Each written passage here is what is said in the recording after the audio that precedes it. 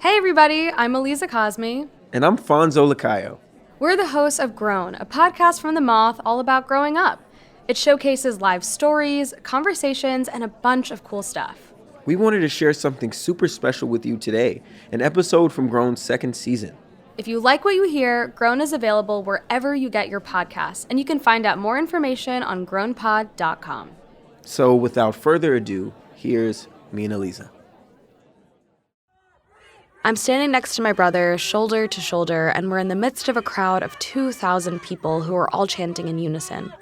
Things like "Free, free Afghanistan" and "Refugees are welcome here."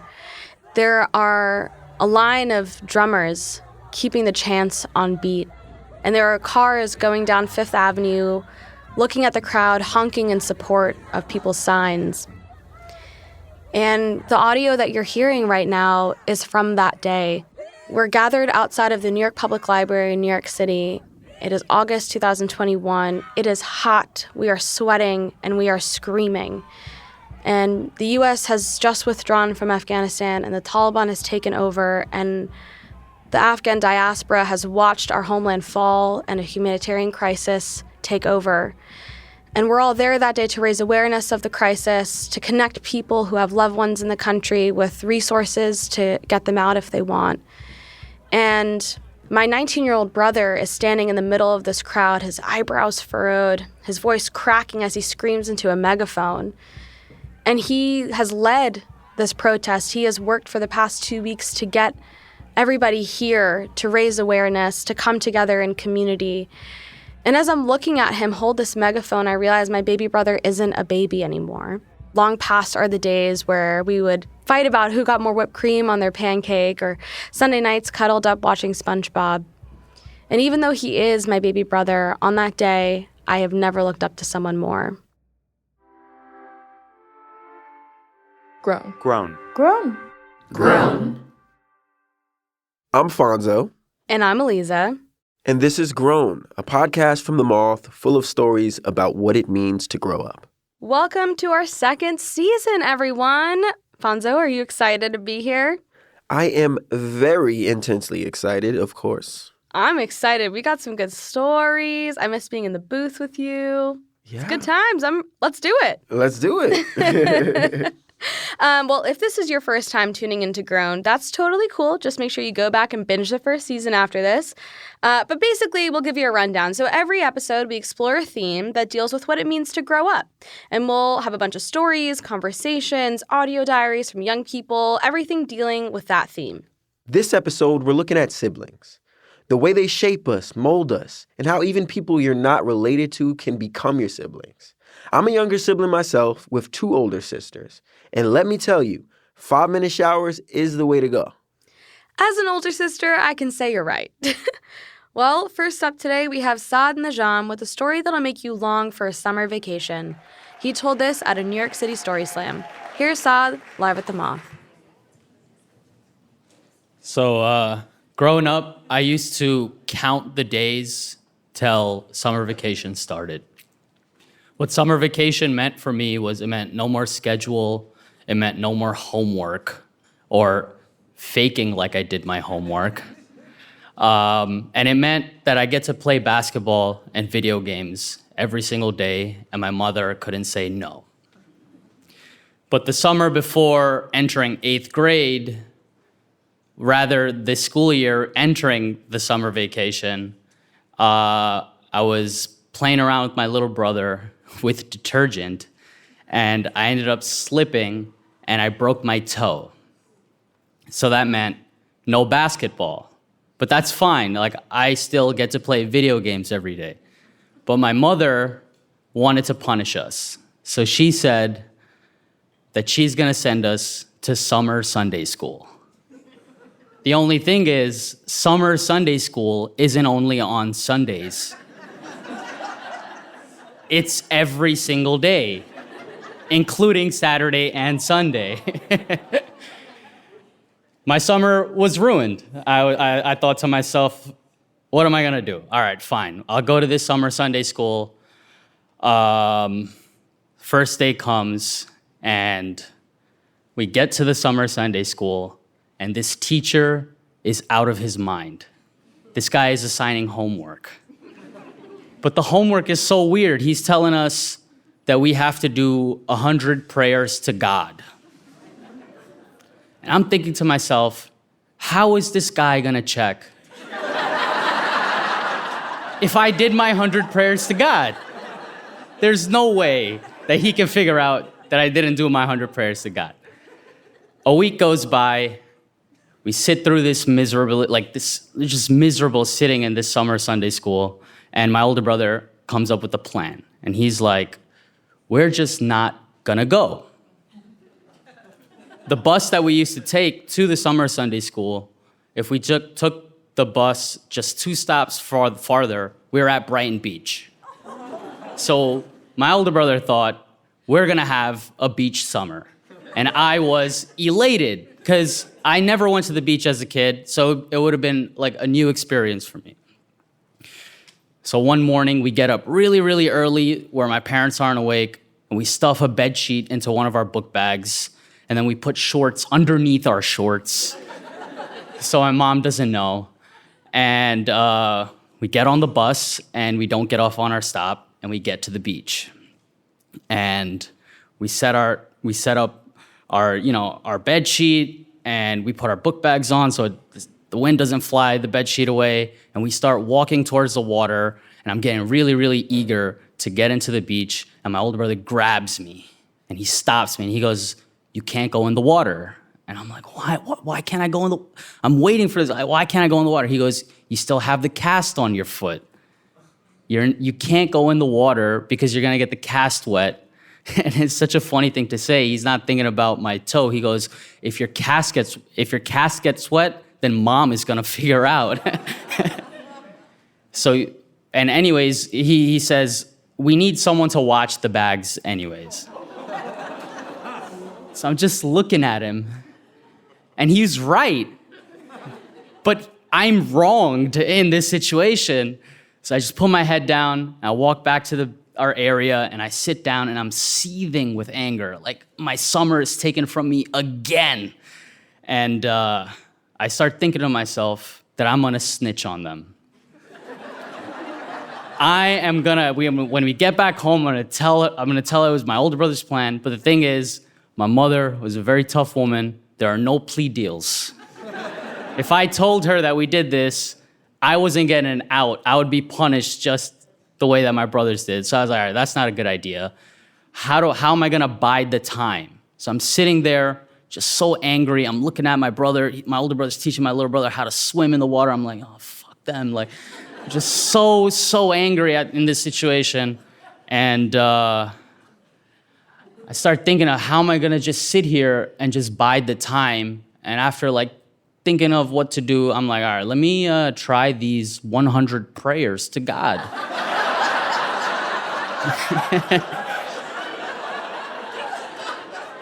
And I lie down, I close my eyes, and I start doing the prayers.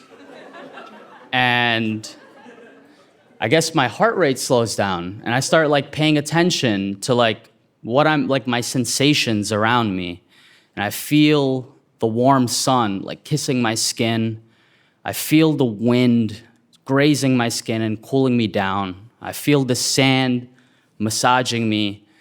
And I get back up, and I take a deep breath, and I open my eyes, and I look at my brothers, and I can't help but smile. And I thought to myself, if this is how I'm gonna spend the rest of this summer, it's not gonna be that bad.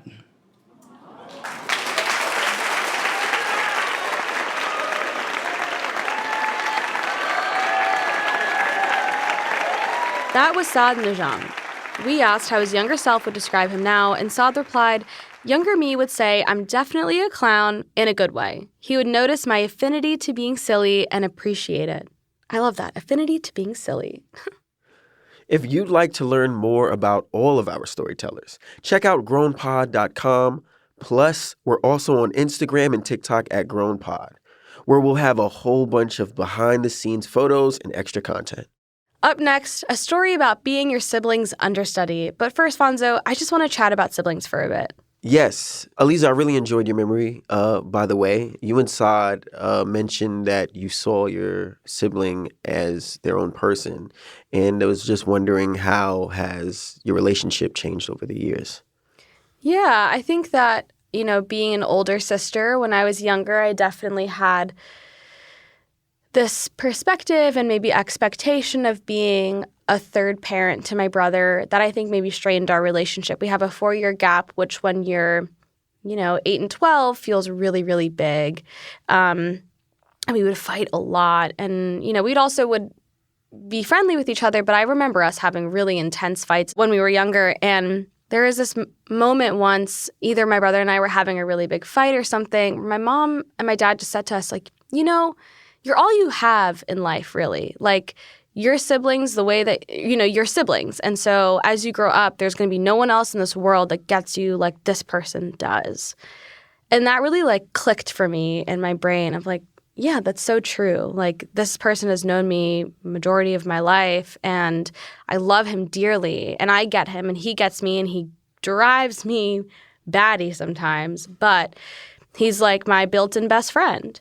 And I think once I realized that, once I stopped feeling like I had to parent him, or my parents kind of let that go a little bit for me, we built a really strong bond. And I think especially when I was in college and he was in high school, and during the pandemic for sure, when we were in a home together, our relationship got really strong. And he tells me things that he doesn't tell my parents, and vice versa. And we also can just vent about things and not have judgment or, have to explain ourselves a bunch. And I'm just really, really, really grateful for him. That's amazing. That's amazing. And also in your memory, just seeing that 19-year-old version, it must have been like so surreal.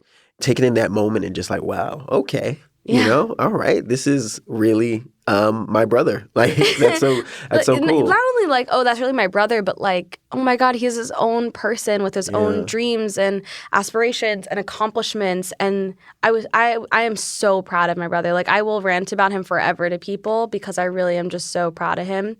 But one thing that's really funny though is like, yeah, we're both adults now, but I feel like he still lives with my parents when he's not at school, and I go and I see them, and I feel like we revert back into like preteen versions of ourselves. Like the other day, I was at a Dunkin' Donuts, and my mommy was buying me an iced coffee, and I felt like a teenager, and my brother was there, and I had this bruise on my arm from tubing, and my brother comes over and pinches my bruise. And so I punch him in the boob. And we're like beating on each other in this Dunkin' Donuts, and my mom turns around and she's like, you guys are both adults. Like, you gotta grow up. And it's like, nah, this is kind of someone I don't ever have to really be fully grown with, Exactly. Like, this is us. This is what we're doing. Exactly. That's amazing. Yeah. What about you? What's your relationship like with your sisters as an adult?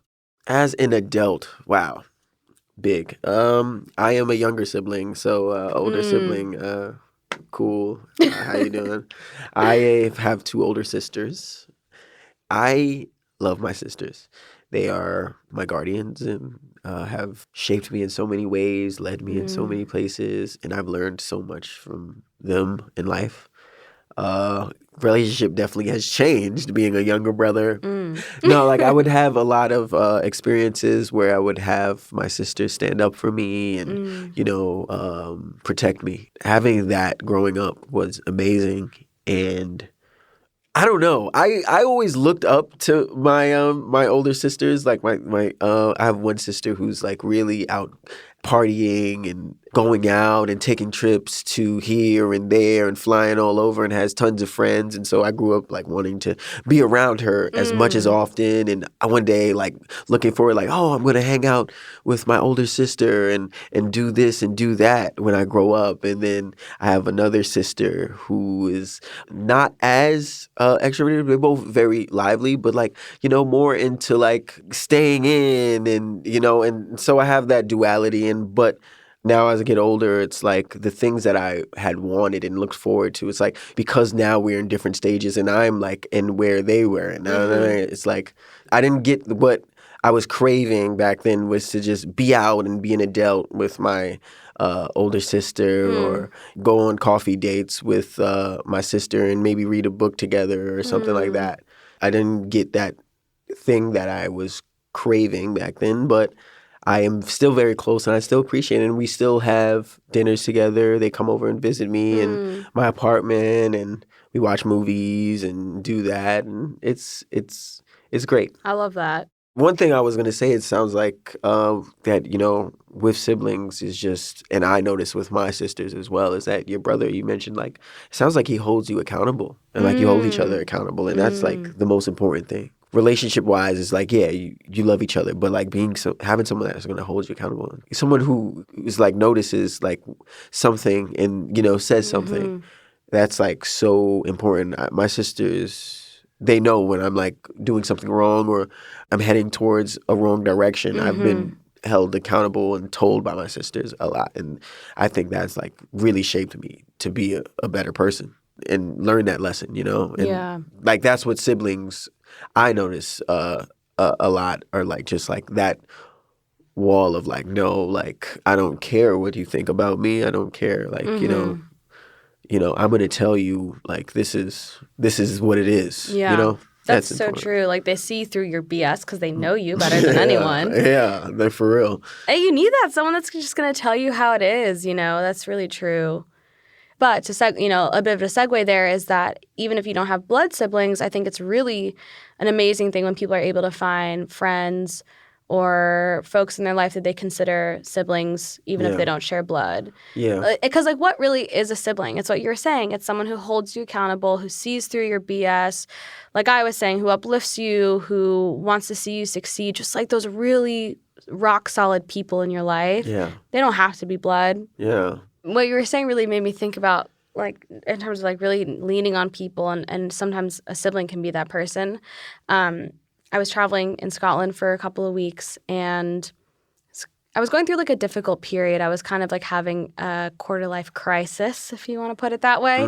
And I was on this, what's called Calton Hill in Edinburgh, and it's this beautiful hill with Romanesque buildings, and you're looking over the entire city. I am so No, it was so gorgeous, and the sun was setting, and my brain was at war with itself. I was just having a really bad mental health day, and I'm sitting in this beautiful place, and I'm like, I need to call someone. I'm alone right now, but I need to call someone, and I knew I needed to call my brother. Yeah. And so I called him, and I was on this hill, and I hadn't told anybody about what I was going through mentally and, like, you know, what I was feeling emotionally, and I was like, hey, look, can I talk to you about this? And I was telling him how I was feeling, and boom, boom, boom, he's hitting me with advice, with insights, with and like an analysis of what I'm saying that is just filling all the holes I'm feeling in my heart and in my brain, you know? Yeah. And it was to me, that was like the best moment I've had with my brother in years. And he was thousands and thousands and thousands of miles away, but it really showed me in that moment. I'm like, oh, this person gets me and is always going to be looking out for me. And and I walked home down that hill feeling a lot better. Yeah, that's so crazy. That's so good that you know that's your brother. You know that's your family. But when you get that affirmation, that feeling is like so priceless. Like you felt something and you called someone and they affirmed that. You know, that's amazing. Also, Edinburgh. I was like, oh, I always see pictures from there. It's really stunning. I really like that trip. So I was keeping it. I was like, what? Yeah. Oh. Now, we've got a story from Meredith Morrison that touches on a bunch of the stuff we've talked about. Feeling supported, helped, and maybe even a bit embarrassed by your sibling. She told this story at a Moth education event where we featured stories from teachers. Here's Meredith live at the Moth. So the day that I was born ended my sister's 4-year one-woman show. And unknown to me at the time, it also began my very lengthy audition for the important role of supporting actress in her show. The trouble was, I was not what she envisioned for this very important role in her life. She had tea parties. I played t-ball. She liked to arrive late to parties to, have a grand entrance. I liked to arrive early so that I could know where the exits and the bathrooms were at all times. For Halloween, she was Cinderella. I was the pumpkin. She really was the belle of the ball, and I played handbells. One of these. Quite good at it. F and G5. You know what I'm talking about. And she very much was a performer and was comfortable on the stage, and I preferred to be in the audience. That was until one fateful day in 8th grade, of all the grades, middle school. It's a time to really go out on a limb.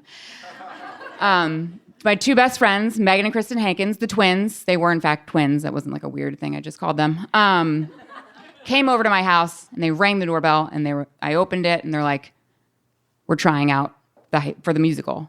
And I was like, that is great for you guys. That sounds really awesome. Like, I'll be there. Let me know when it is.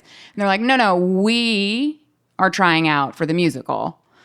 The three of us. And I was like, no, that's not actually going to happen, but thank you for thinking of me. And they kindly reminded me that I owed them one because I made them join the bowling team with me. And so they were like, listen, as a fellow pinhead, you have to commit to this. And I was like, all right, I'll do you guys a solid. Like, I'll be your third. That way you can audition and get in and all that good stuff.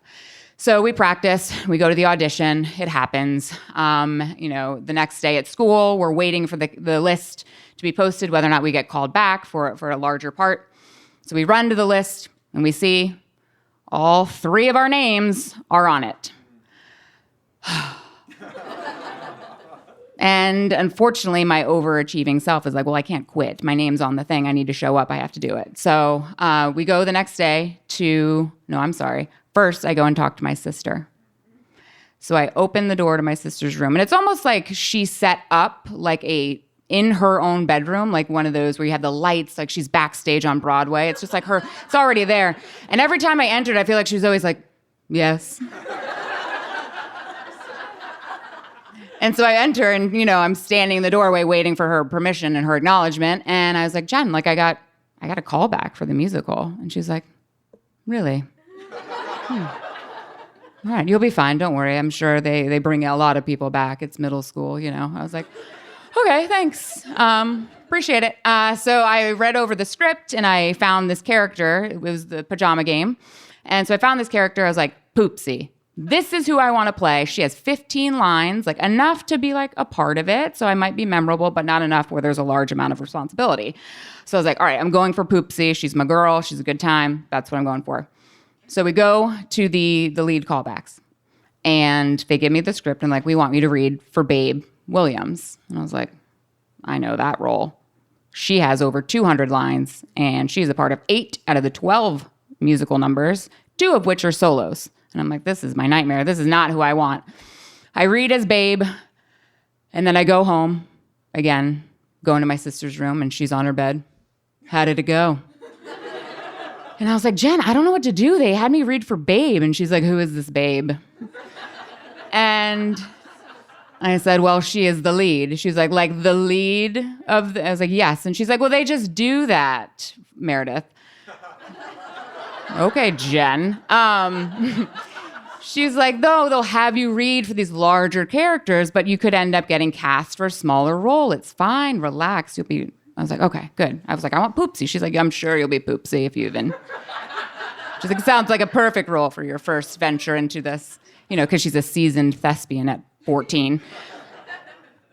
So it is the fateful day where they're going to post that final cast list on, of course, it's like chart paper. It's nothing crazy. It's middle school, right? So they wait to the end of the day because you don't want crying kids. As teachers, we know you don't post things in the start of the day because then you have to deal with the repercussions of kids not getting in. So we all gather. We're waiting for the director, who is the band teacher, to post the cast list on the auditorium doors. And so all of us are huddled around it, and me, Megan, Kristen, the twins are eagerly waiting. And the crowd sort of starts to part, and I see people starting to look at me, which was not normal. I was kind of awkward. I like to blend in. So I'm just, there must be someone behind me. And everyone moves. So I start obviously at the bottom of the cast list because that's me. I'm like, Poopsie, my girl, she's down here. And I see Poopsie, Lauren Wilkinson. I'm like, well, that's not me. Who's this? And I continue looking up the list And then I finally get to the very top, Babe Williams. Next to it is Meredith Morrison. And I start sobbing. The band director thought I was so overwhelmed with just like how excited I was. She comes over, she's like, "Oh, you're Babe. How do you feel?" I was like, "I didn't want the lead. I just wanted Poopsie." And she's like, "This is not the reaction I was thinking you were going to have." And she was like, "You know what? Go home, think about it, and then come back tomorrow and let me know if this is something you really want to do." So I go, of course, to my sister's room. I open the door, and she's waiting for me every single time. And she's like, "So, was it posted?" And I said, "It was." And then I start crying, and she's like, "Oh, you didn't make it. You didn't get in." I go, "No, Jen, I got the lead." She's like, "What? The lead? Babe?" And I was like, "Yes, I'm going to be playing Babe." And she was like, "Okay. All right." She's like, "Well, where's your script?" And I was like, "Jen, I don't know if I want to do it." And she was like, "Think about it." And I did. And I looked at her, I was like, "You know what? I don't want to do it, but I think I have to." And so on opening night, I have my Britney Spears mic I'm very excited about. And the curtain opens and I walk out to start the play. And I look out into the audience and I see Jen, my toughest critic, sitting front row with a bouquet of flowers, ready to congratulate me. Thank you.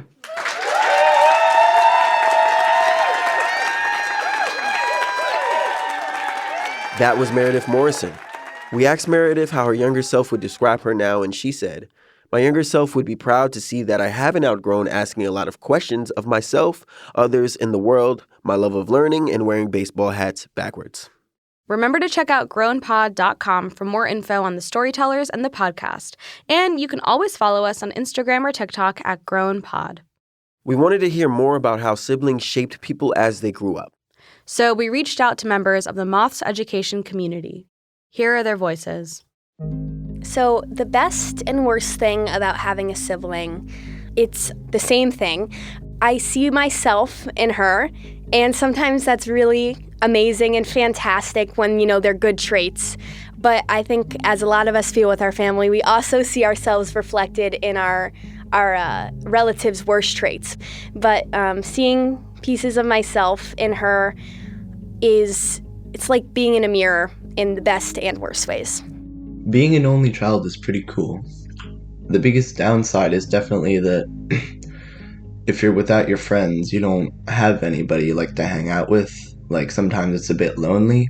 I would say that the best part about not having siblings is that being an only child gave the friendships in my life a new importance, because I was able to build a new family with the people that I chose rather than just with the people that I was related to by birth. The best thing about having a sibling is that you always have a partner in crime for whatever you want to do. This summer, my brother and I started a garden, and personally, having an older brother, it was nice always having a personal chauffeur wherever I needed to go. But the worst thing about having a sibling is it always feels like your other family members are more interested in hearing about what's going on with them than they are about your own life.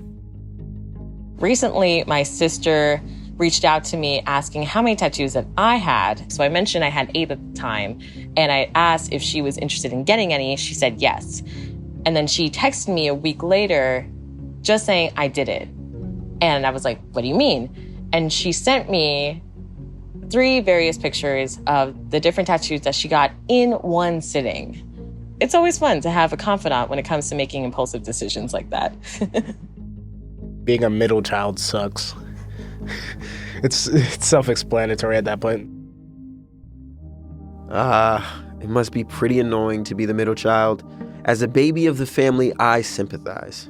And as someone who is the bossy big sister, so do I. So, Fonzo, what's our next episode about? Aleeza, we'll be talking about one of the worst parts of being young, FOMO. Feeling like you're on the outside looking in. Whatever you want to call it. It's awful. Here's a clip.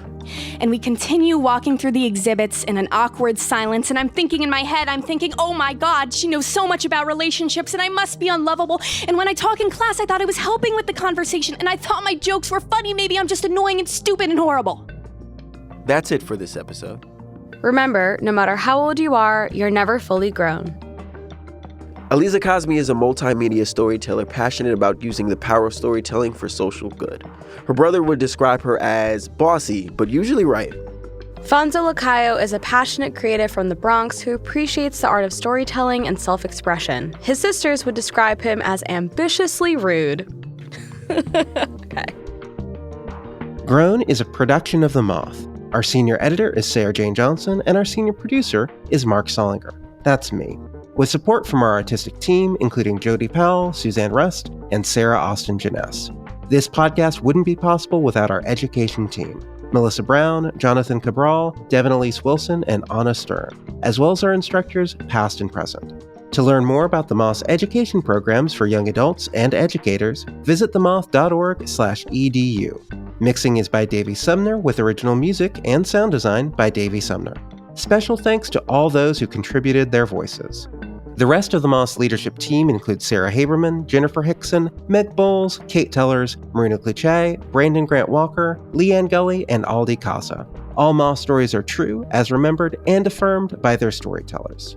For more about Grown, go to grownpod.com. Grown is presented by PRX, the Public Radio Exchange.